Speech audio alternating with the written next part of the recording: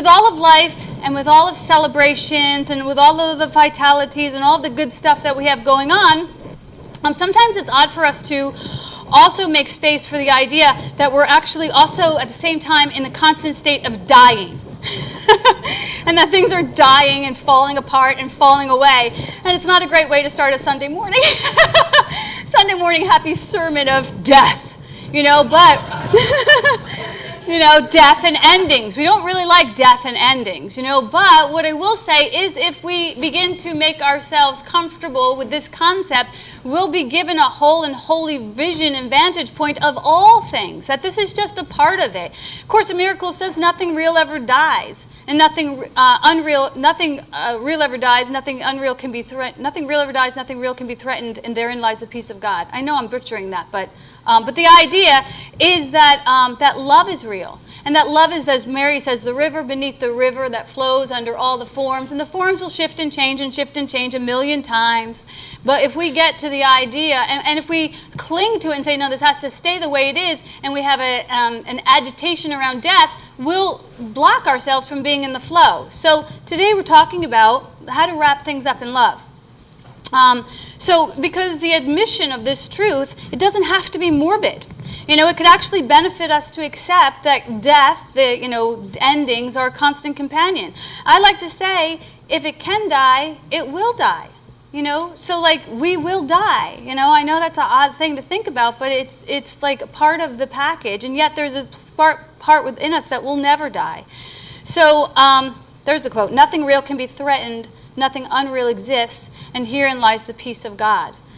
So sometimes if we are blocking the concept of death, we can cause ourselves to feel very stuck and stagnant.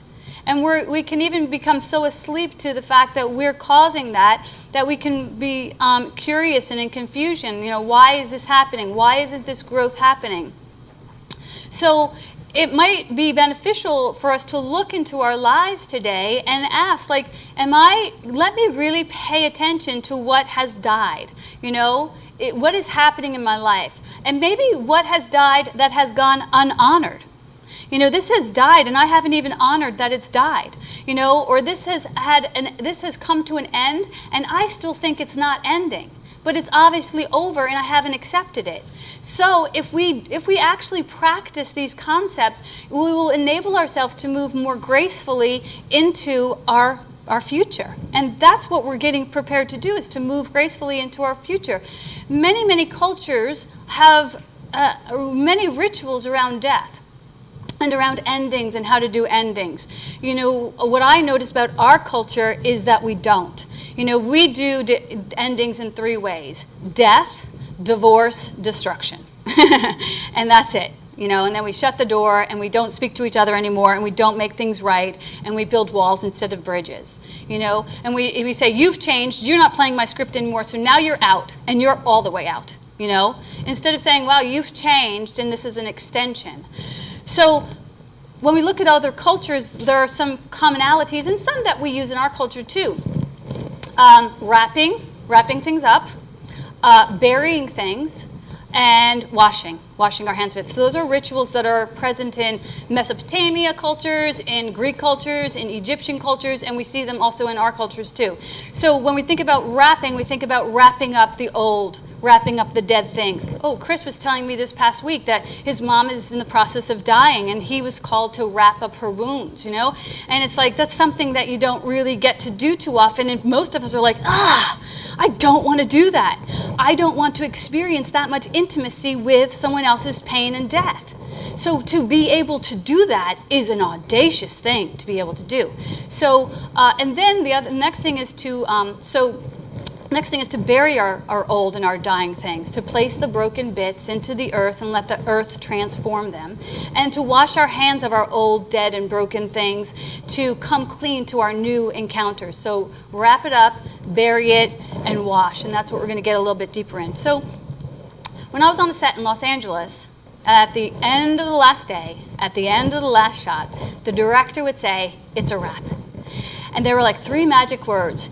And you would think that when those words were spoken, that everybody just let everything drop and walk off the set. But that's not what happened. immediately there was a shift, a transition into another way of being. We went from the creative nature of collaboration to this methodic, choreographed plan that was in place even before we started. The electrician would take down the lights and he would wrap up the wires, and the craft food service guy would take in the food and he would start wrapping them up, and the actors and actresses would go to their dressing room, they would take off their costumes and they would put it in the wardrobe, things, and they would wrap them up and they would return them. And there was this beautiful process, and honoring that process is what enabled us to move on to the next project, feeling clean, feeling like we have taken care of where we're at. So we're actually going to be doing some of that today, but I'm also inviting you to do it in your own life. When the Egyptians, when the Greeks, when they wrapped up their dead like mummies, right? And they didn't roll them up in a rug. They literally took the time to wrap every little limb, every little finger. Sometimes they wrapped even items that belonged to that person. And I think to myself, why did they do that? It's said that they did it to preserve the body, but there's a place within me as a metaphysician that thinks, I think that that's actually a part of the grieving process, because we cannot wrap our minds around the idea, the concept of death. And so working with the form helps us ritualistically to begin to digest the undigestible, that this person's no longer here. So I wanted to invite you into a ritual this month that we're going to be a part. I wanted you to start thinking about having your own little ceremony for that which is already dead in your life. To learn from this. There's something that's dying in your life. There's something that has died or is ending, and there's something that you're looking to be done with. All of us are looking to be done with something. Take the idea that you want to be done with, and imagine it as a symbol. Think about what would be a symbol to symbolize that thing that you want to be done with. I went to a graduation this past week, and there were so many people graduating onto their next idea. And I would think that they might want to take a symbol of being done with being a student. Maybe you're done with being a student in some area of your life. So maybe a symbol for a student for you might be like an apple. And take an apple and wrap it up. Wrap that apple up. Maybe you have a sugar addiction like me. Or maybe you're into people pleasing and you're extra sweet. So maybe you would take a packet of sugar, and you would take that packet of sugar as a symbol of what's dying, and you would wrap that up as a symbol. Because, rituals help us to move into reality. We sometimes poo-poo rituals, like, oh, this is just something that we do, but rituals help us to move into reality. And so it's a spiritual practice that really allows us to say, I'm in this game. I'm literally taking time. Letty took us through so many rituals in the Moon Goddess, beautiful things, that it helps us to move at the pace of peace. It helps us to add sacredness to our experience. Rituals help us to move into reality. So the next step is, after you've wrapped this thing up, and you can do this in your mind, but it would be fun to actually take the time to do this in your life. The next thing to do is to take that thing that you wrapped up, and bury it in the earth. And sometimes we think bury it, like not unconsciously. Because we are all experts at burying things unconsciously by shoving it under the rug and say, don't look there, But to bury it consciously, to say, I'm going to put this into the earth, I'm going to return it to the earth, it's no longer serving me. And when we take a body or something that's dead and we put it into an earth or put it into a cave, metaphysically what we're saying is, I no longer want to look at this. I no longer want to have it in my vision. I want to put it in the earth so I can see a clearer vision without this abstraction in my way. So that's just a part of that process, is to take it and consciously bury it in the earth. Now, after you've gotten down on your hands and knees, and while you're there, you might as well say a prayer. You're down on your hands and your knees, and you're getting your hands dirty in the earth. This is good for you in so many ways. But you're going to stand up. You're going to have dirty hands. So the next thing you're going to want to do is wash your hands. Well, before we do that, I want to talk one other thing about burying. When I was up in Wisconsin, it has a lot of Native Americans in that community, and I heard this Native American talking about this process called burying the hatchet, and someone spoke about it earlier about forgiveness, burying the hatchet. And Native Americans, when they came, when they began interacting with us, we came with our pens and our agreements, write this, sign this. They had no idea what I was talking about. All they did was dabble in ritual. And they're the ones who coined the phrase, bury the hatchet. And when they agreed on something, when they agreed that there was not going to be a war between you and me, when they agreed that there was not going to be a difference between your good and my good, they would take a hatchet from one tribe and a hatchet from another and bury them together. Isn't that beautiful? And so then when we say, I'm going to cause a place of peace here, I'm going to bury my hatchet, I'm going to bury this thing that's dead, I no longer want to look at this. Think about that when you're moving through your own ritual. What hatchets are you ready to bury so that you can move forward unencumbered by your own vindications and crucifixions? When we move into this church, I don't want any of that coming in the door. You know what I mean? Like, please do this work. I'm doing it for myself, but please do it so that when we show up, I think one of the reasons this church spit us out in a fire was that maybe we had some under the surface kind of agitations going on, between us and even the people there, like, oh, they're kind of this or they're kind of that, and maybe they were thinking that about us. And so I really believe if we want to move into something as beautiful and holy as that we have to be the chapel. We have to be an energetic match to that. Because I don't want to be an energetic match to this place anymore. Not for nothing, but I'm graduating. So wash your hands of something. You have dismissed it from your attention. You're planning to pay attention to it no further. And after you wrap it up, you assemble, you bury it, you wash your hands, and then you give thanks for it. In order to fully let go of an old idea and step into a new possibility, we have to be sure to also wash that idea from any pain or blame or shame. So to say instead, that, I'm going to bury it, but I'm never going to dig it up because that person was this or that. But to bury it and then to literally think to yourself, how has this blessed me? That's when we can really let it go. You have this person who came into your life to cause you to step forward in forgiveness actually helped you find your voice, actually helped you to find that you no longer have tolerance for small agitations in your life. That's a blessing. So this person was your master teacher. And I know because I've had many. So we give thanks for it. And we must be diligent about proclaiming, actually, that not only am I blessed by this, but this was perfect. This was perfect. It was perfect for me to be in this space, to really recognize that I don't want to live in a place that feels like I'm living with drunk parents anymore, and that I might have dragged that in with me because I had a time in my life where that was the truth, and that I had some forgiveness to do around that because everyone's always doing the best they can with what they have. And that the experience of that actually moved me into being a more resourceful child, and also gave me the blessing of being an addict and brought me to a program called 12-Step, which is part of my spiritual well-being. I mean, I've been so blessed by my journey that how could it not be perfect? So this little place was perfect for me as well as I think all of us. So this was perfect.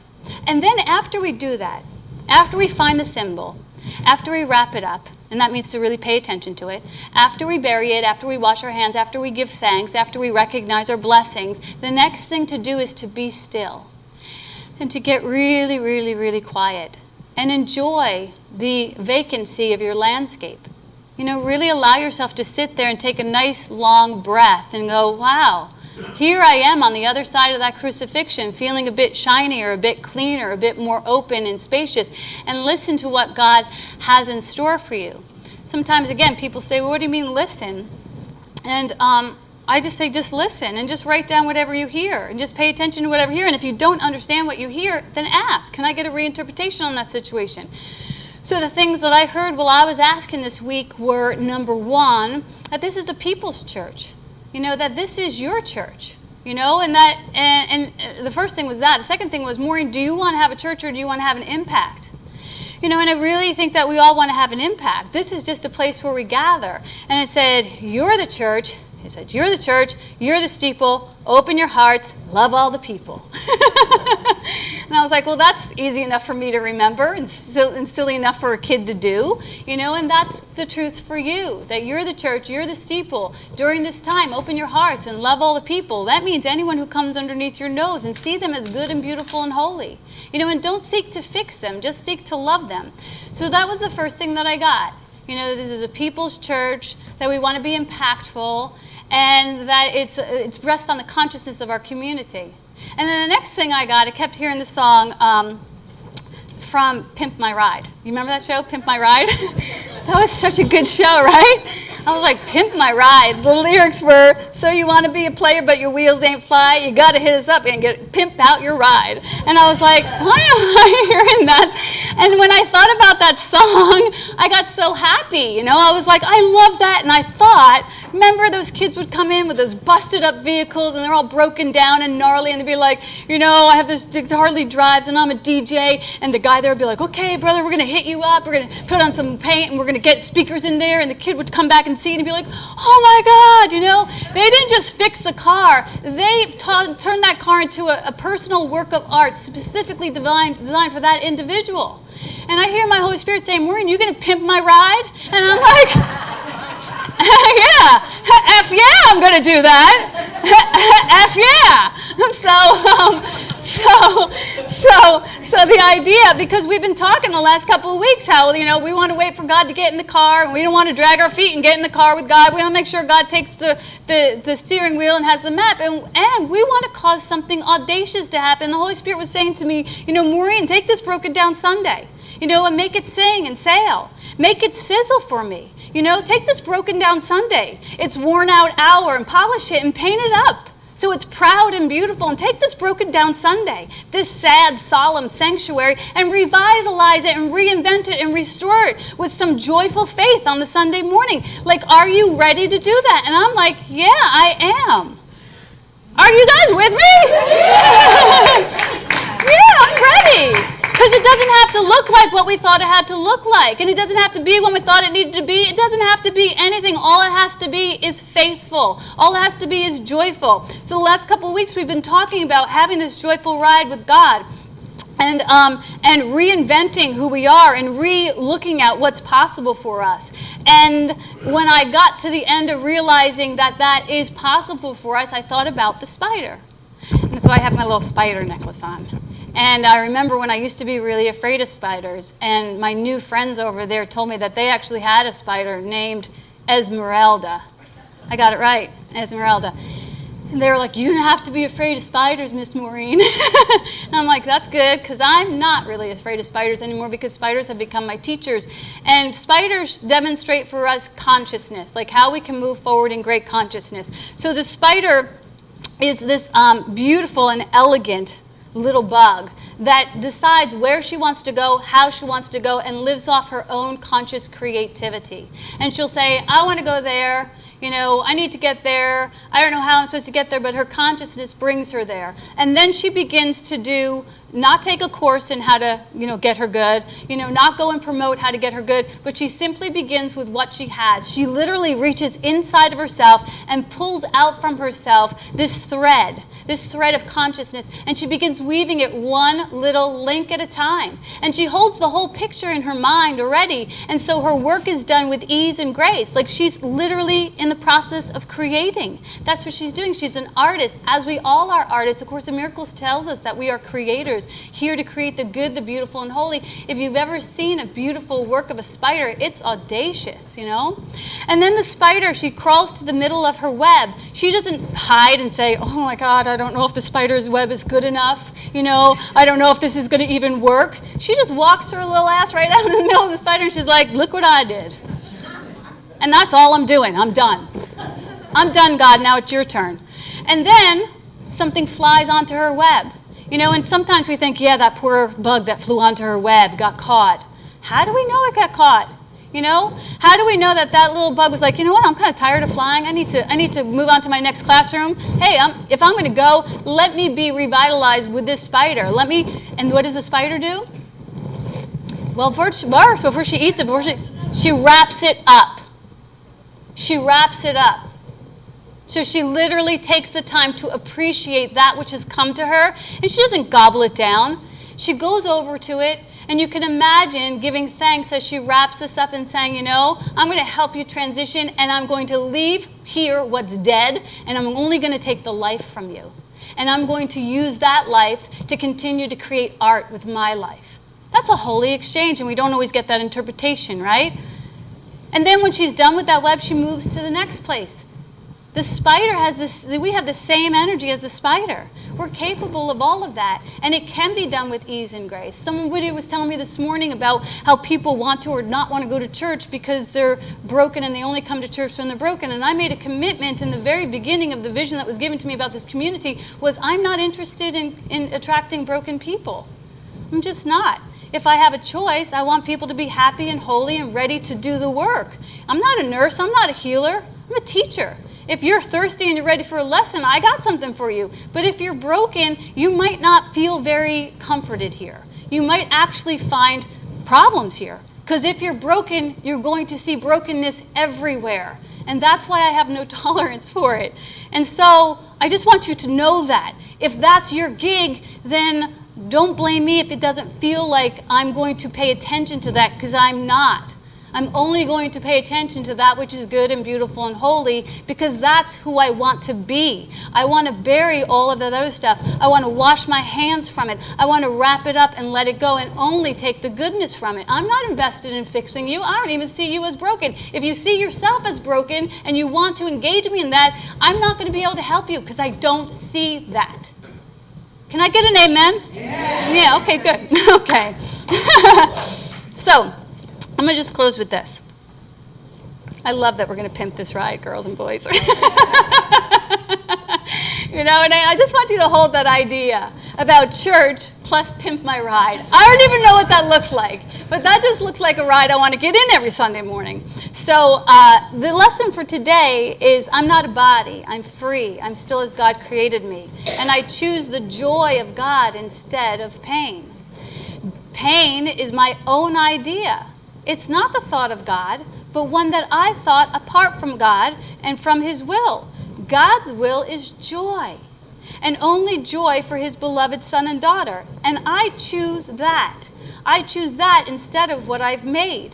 I'm not a body. I'm free. I'm still as God created me, and I am here to create the good, the beautiful, and holy. And I am ready to pimp this ride.